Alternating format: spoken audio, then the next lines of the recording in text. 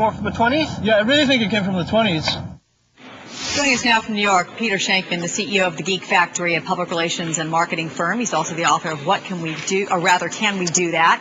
I got to tell you, this thing burns me up so much. When I was watching these guys at that news conference, I was infuriated. You should have seen me yelling at the television. Do you think this Bond campaign is actually working out to promote the Cartoon Network's TV show, which I'm not going to say because I'm just opposed to saying it if they're trying to get more publicity out of this? If I were the Cartoon Network right now, I'd be sending a squad car to just get those two kids to shut up. That should be really their first and foremost priority right now. Look, PR stunts happen all the time, and the majority of them are funny, they're amusing. I remember Taco Bell dumping a huge target in the ocean and saying if Mir hit the target, everyone in America got a free taco. They do these things all the time. My agency does them all the time, but in order to do them effectively, you have to think not only about the client, but about the public. We live in a much different world now than we did 5, 10, 20 years ago, and this isn't new. Look at War of the Worlds. War of the Worlds was a PR stunt. Yeah. But the problem is now is that we live in a time and an age where you see something on the street, and if you don't know what it is, and it doesn't recognize it as a cartoon logo or something like that, you could very well think it's something a little less than friendly. And these things don't just happen. They're a collected series of events. Someone sees it, they call 911. 911 reacts.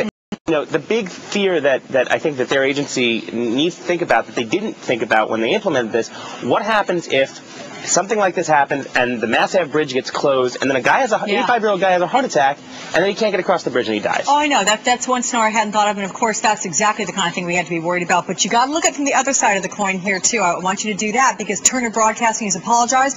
Boston officials, they are still outraged. They're looking for someone to foot the bill yesterday.